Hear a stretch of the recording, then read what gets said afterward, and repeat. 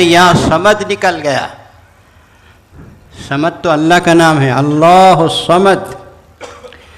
تو اللہ نے کہا لبیک یا عبدی، اے بندے میں حاضر ہوں. فرشتوں نے پوچھا یا اللہ اس نے تو 90 سال صنم کو پکارا اور اب یہ صمد کہہ رہا ہے، آپ اسے ترجیح دے رہے ہیں. کہا کہ میں اپنے بندے سے غافل نہیں ہوں، وہ پلٹے گا تو میں اسے اپنی رحمت کی آغوش میں لے لوں. حاضرین، ہارون الرشید کے پاس ایک دیہاتی کچھ مانگنے کے لیے آیا. ہارون الرشید کتنا بڑا بادشاہ ہے اس کی ایک جھلک آپ کے اس ایگزیبیشن میں میں نے دیکھا. جہاں خیر اب یہ ہارون الرشید کے پاس دیہاتی آیا اور آ کے کہنے لگا، دربان نے اس کو روکا، کہاں ہیں خلیفہ؟ کہا مسجد میں بیٹھے ہیں. دیہاتی کو روک دیا گیا. پھر تھوڑی دیر کے بعد پوچھا، کہاں ہے؟ نہیں ٹھہرو. آخر دیہاتی مجبور آ کے اس نے کہا، ارے بابا مجھے بتاؤ کیا کر رہا ہے آپ کا خلیفہ؟ میں تو بہت دور سے آیا ہوں. اس نے زبردستی کر کے مسجد میں جھانک لیا، دیکھا کہ ہارون الرشید ہاتھ پھیلائے اللہ کے حضور رو رہے ہیں.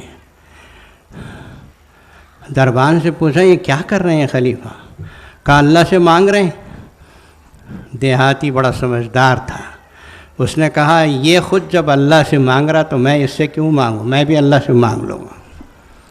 حاضرین، یہ رجوع اللہ کا عنوان بہت عجیب، بہت پیارا عنوان ہے.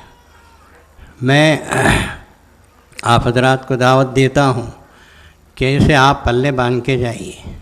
جب کبھی کوئی تکلیف آتی ہے، کبھی کوئی پریشانی آتی ہے تو آپ کوشش کیجئے فوراً سے پیشتر اللہ کی طرف متوجہ ہو کر وضو کر کے 2 رکعت نماز نفل پڑھیے اور اپنی تکلیف کو اللہ کے سامنے بیان کیجیے. ہاں، ہمارے آقا صلی اللہ علیہ وسلم چپل کا تسمہ ٹوٹتا تھا تو پہلے اللہ سے مانگتے تھے، پھر اسباب اختیار کرتے. قابل اس کے کہ مجھے وقت ختم ہو گیا کہ پروانہ اجل آ جائے، میں آپ حضرات کو قرآن مجید کی ایک آیت تحفے میں دینا چاہتا ہوں آج کے اس موقع پر. یا ایھا الذین آمنوا اطیعوا اللہ واطیعوا الرسول، اے ایمان والو اللہ کی اطاعت کرو، اللہ کے رسول کی اطاعت کرو.